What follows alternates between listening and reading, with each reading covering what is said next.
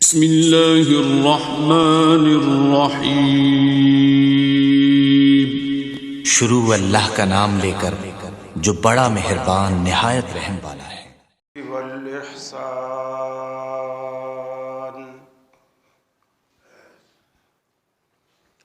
Bill करमी वल मग़फ़िरति वल इम्तिनान वस्सलातु वस्सलामु अला सय्यिदिल अंबिया'i खैरिल अनाम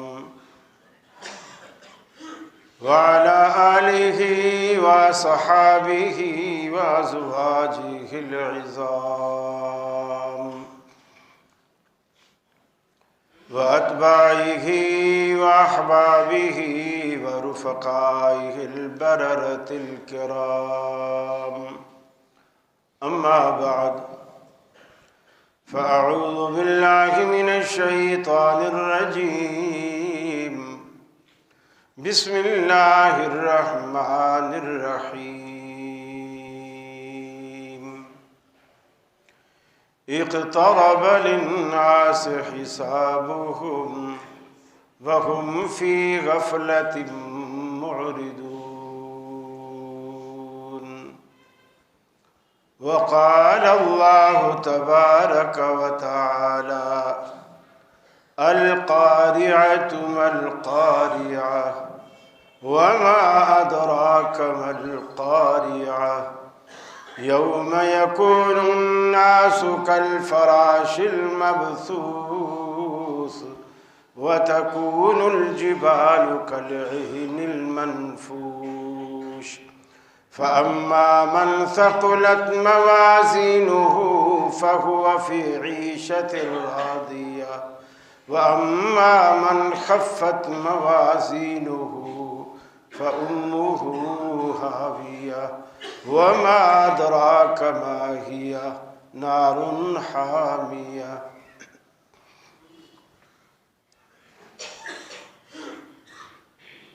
अक़ीदा आखिरत इस कदर ज़रूरी है कि कुरान पाक में अल्लाह ने अक्सर जगहों पर जो क़यामत का ज़िक्र किया और क़यामत के मनाज़िर का ज़िक्र किया वो सीग़ाए माज़ी के साथ किया, मुस्तक़बिल के साथ नहीं किया। हालांकि क़यामत फ्यूचर की चीज़ है, आने वाली है, और माजी वो ज़माना होता है जो गुज़र चुका होता है। लेकिन अल्लाह ने जो क़यामत की बातों को सीग़ाए माजी के साथ बयान किया, आखिरत की बातों को सीग़ाए माजी के साथ बयान किया, इसकी वजह और इसकी हिकमत और इसका सबब ये है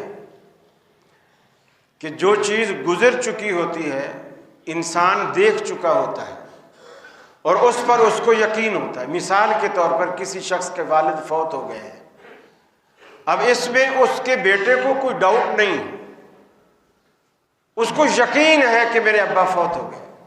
किसी का बेटा फौत हो गया है, उसको यकीन है कि मेरा बेटा फौत हो गया है। उसने जनाजा पढ़ा है, उसने कफन दिया है, उसने दफन किया है, उसको सारे मनाजिर अपनी आंखों के सामने। अल्लाह ने आखिरत की बातों को माजी के सीगे से इसलिए बयान किया कि गोया ये चीज आने वाली नहीं, गोया हो चुकी है, यानी ये इतना यकीनी है। इसलिए दीगर चीजों के साथ अल्लाह ताला ने जो जिक्र किया वो ये किया कि मेरे नेक बंदे वो हैं जो इन चीजों के साथ ईमान रखते हैं, कुरान के साथ ईमान लाते हैं, फरिश्तों के साथ, जन्नत के साथ, दोज़ख के साथ, अल्लाह के साथ, रसूल के साथ। लेकिन जब आखिरत का बयान किया तो फरमाया व बिल आखिरति हुम यूक़िनून, व बिल आखिरति हुम यूक़िनून, आखिरत पर वो यकीन रखते हैं। ये जो यकीन का दर्जा है ये ईमान से भी एक स्टेप ऊपर है। यकीन इंसान को तभी होता है जब इंसान अपनी आंखों से उस चीज को देख लेता है, फिर उसको लाख लोग भी कहें कि ऐसे नहीं ऐसे है, वो कहेगा नहीं मैं अपनी आंखों से देख चुका हूं। फिर वो किसी की बातों में नहीं आता, उसको इतना यकीन होता है। लेकिन हमारा मामला बिल्कुल अलग है। अगर हम राह चलते जा रहे हों और सामने रास्ते पे हमें 500 रुपए का नोट गिरा हुआ मिले, फिर हम उठाने से पहले दाएं बाएं देखते हैं कि कोई देख तो नहीं रहा। फिर अगर दाएं तरफ हमने देखा कि ये लिखा हुआ है कि अल्लाह तुम्हें देख रहा है, अल्लाह तुम्हें देख रहा है, अब भी हमारे दिल में वो खौफ और वो डर पैदा नहीं होता। फिर जब हम बाईं तरफ देखते हैं, वहां लिखा होता है कैमरे की आंख तुझे देख रही है। फिर हम भूल कर भी नहीं झुकते और ना वो 500 रुपए उठाते हैं कि लगता है किसी ने जान के डाले हुए हैं, फिर कैमरा भी लगाया हुआ है, मैं उठाऊंगा तो ये फिर मुझे बदनाम करेंगे, मेरी वीडियो वायरल करेंगे, देखो कारी खलील गली में से 500 रुपए उठा रहा था किसी के। गोया कैमरे की आंख हमें डरा रही है, और जो अल्लाह रब्बुल आलमीन की नजर अंधेरे में भी नहीं चूकती, उससे हमें कोई डर नहीं, कोई खौफ नहीं, कोई डर नहीं। अल्लाह रब्बुल आलमीन ने आखिरत का जिक्र इसलिए किया और इस पे ईमान और यकीन का जिक्र इसलिए किया कि अगर इंसान इन चीजों पे यकीन कर ले तो फिर वो हर सूरत कुछ भी हो जाए वो गुनाह से बचता है। अलबत्ता क़यामत से पहले हमें होशियार करने के लिए, हमें बेदार करने के लिए, आखिरत की तैयारी करने के लिए अल्लाह के रसूल सल्लल्लाहु अलैहि वसल्लम ने कुछ निशानियां बतलाई। कुछ निशानियां ऐसी हैं जो जाहिर हो चुकी हैं, कुछ निशानियां ऐसी हैं जो जाहिर हो रही हैं और अभी तक उनका ज़ुहूर होना जारी है, और कुछ बड़ी निशानियां ऐसी हैं जो क़यामत के बिल्कुल करीब आने वाली, जैसे ईसा अलैहिस्सलाम का नाजिल होना, इमाम महदी का आना,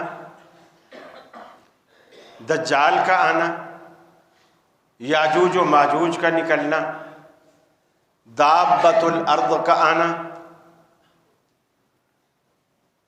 और अल्लाह रब्बुल आलमीन ने ये चीज़ें अपने पैगंबर के ज़रिए हम पर वाज़ेह फरमा दी। और कुछ चीज़ें ऐसी हैं जो पैगंबर अलैहिस्सलातु वस्सलाम ने जो निशानियां बताई वो क़यामत से काफ़ी पहले हैं, इसलिए हम उनको अलामात सुगरा कहते हैं, छोटी अलामत। खुद रसूल अकरम सल्लल्लाहु अलैहि वसल्लम की बेसत, आपकी तशरीफ़ आवरी, आपका दुनिया में आना, ये भी क़यामत की निशानियों में से एक निशानी है। चूँकि तमाम अंबिया अपनी उम्मतों से कहते चले आए कि क़यामत की एक अलामत ये है कि एक आखिरी रसूल आएगा, और वो आ चुका। गोया ये निशानी भी पूरी हो गई। और आपने ये भी फरमाया कि क़यामत और मैं, आपने यूं उंगलियां मिला के फरमाया कि क़यामत और मैं ऐसे हैं जैसे ये दो उंगलियां, जैसे इन दो उंगलियों के दरमियान तीसरी कोई चीज हायल नहीं है। तो फरमाया मेरे और क़यामत के दरमियान फिर कोई दूसरा पैगंबर हायल नहीं होगा, बस मेरे बाद क़यामत है, मेरे बाद दुनिया का खात्मा है और क़यामत आएगी। कुछ आपने यूं भी फरमाया, एक मौके पर नबी मुकर्रम तशरीफ फरमा थे, सहाबा भी आपकी मजलिस में बैठे थे, एक शख्स आया, इंतहाई सफेद कपड़े, इंतहाई सियाह बाल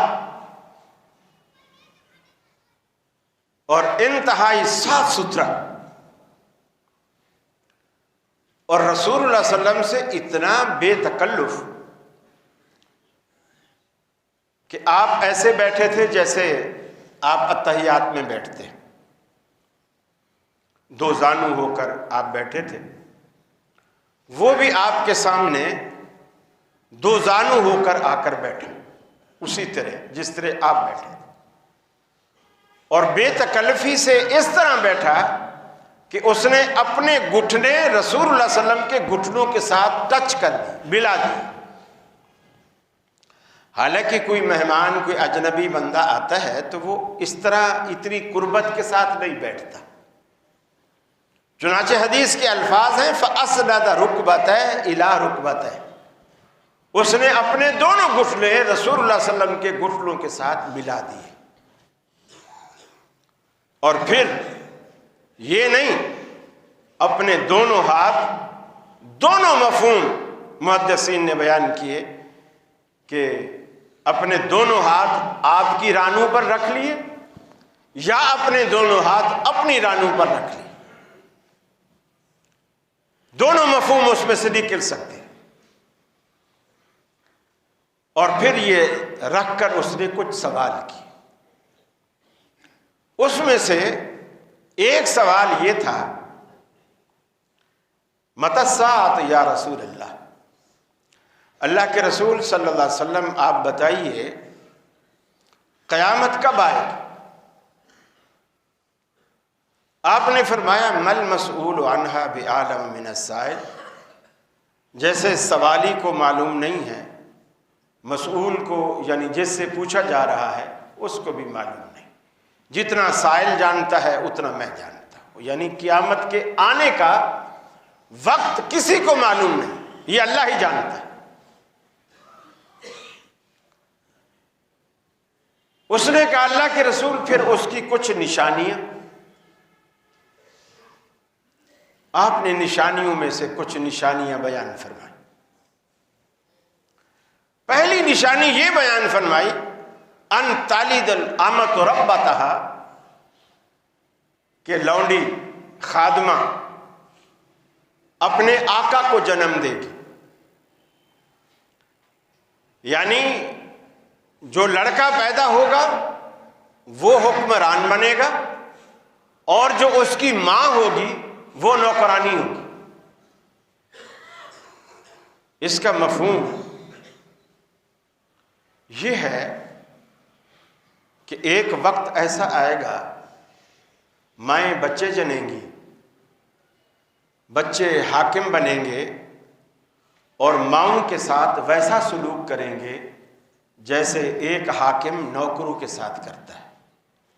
चुनाचे वो वक्त हम अपनी आंखों से देख रहे हैं, बिलखुसूस कॉलेजेस यूनिवर्सिटीज़ की लड़कियां, लड़के भी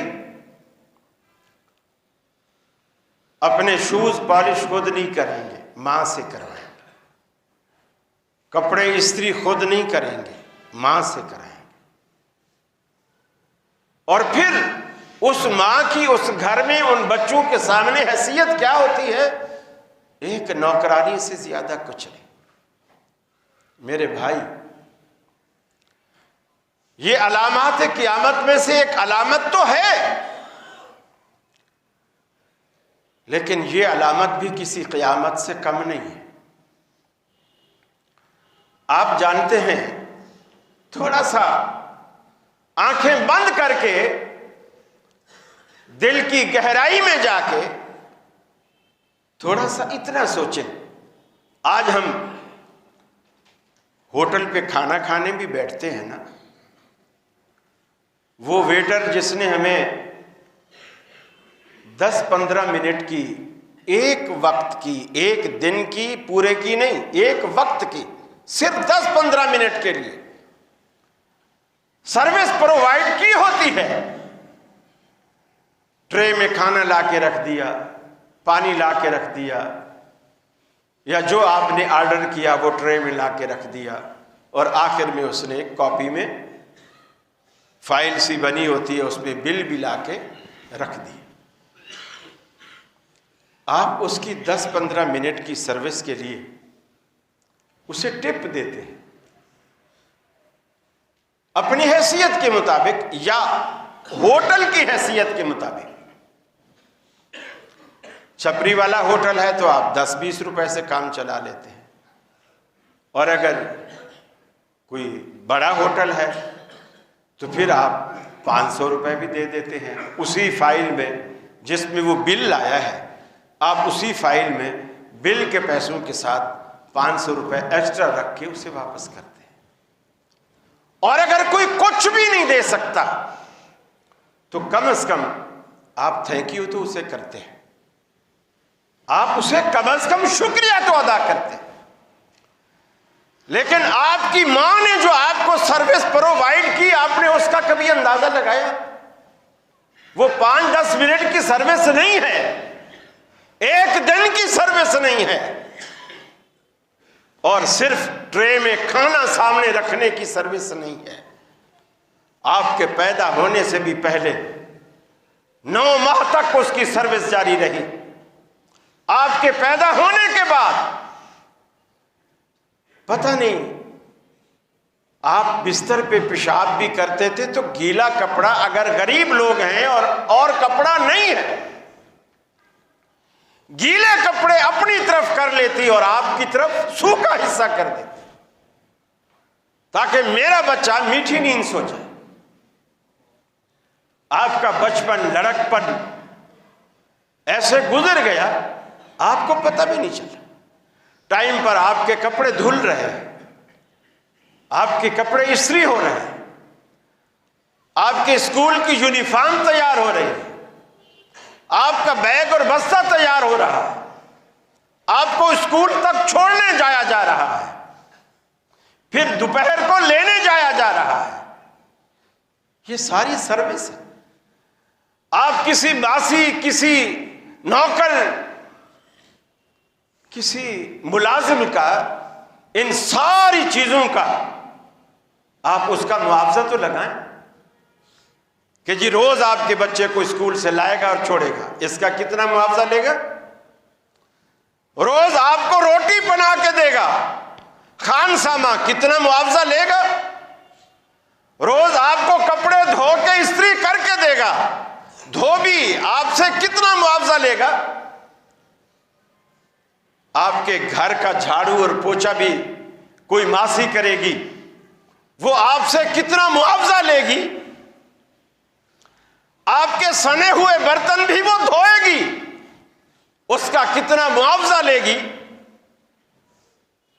इन सारी चीजों का मंथली एक बजट तो बनाएं। और मां बाप तो आपसे टिप भी नहीं चाहते, आपसे टिप नहीं मांगते,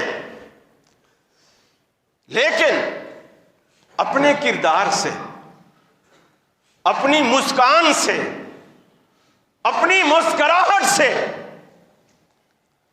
कभी उनको सिला दे के तो देखें, उनको सिला दे के तो देखें। वो आपसे कुछ नहीं चाहते, वो आपकी तरक्की चाहते हैं, आपकी कामयाबी चाहते हैं। और मैं मिंबर रसूल पे खड़ा हूं। मां बाप जब आपको दुआएं देते हैं, आपकी तरक्की की, आपकी कामयाबी की, अल्लाह की कसम सारी दुनिया भी आपकी तरक्की की राह में रोड़े अटकाए, उनकी दुआएं सारी रुकावटों को तोड़ती हुई, चीरती हुई अर्श मुअल्ला तक जाती और वो कामयाबी आपको हासिल होती, आपको मुयस्सर आती। इन चीजों की कदर हमें उस वक्त नहीं आती जब मां बाप हयात होते हैं। अल्लाह आपके सरों पर आपके वालिदैन का साया कायम रखे।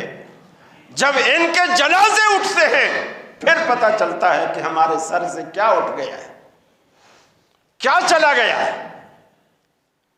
दुनिया में मैं यतीम हो गया हूं, मैं अकेला हो गया हूं, मेरे सर से छतरी ही चली गई, वो छतरी जो मुझे धूप से बचाती, जो मुझे बारिश से बचाती,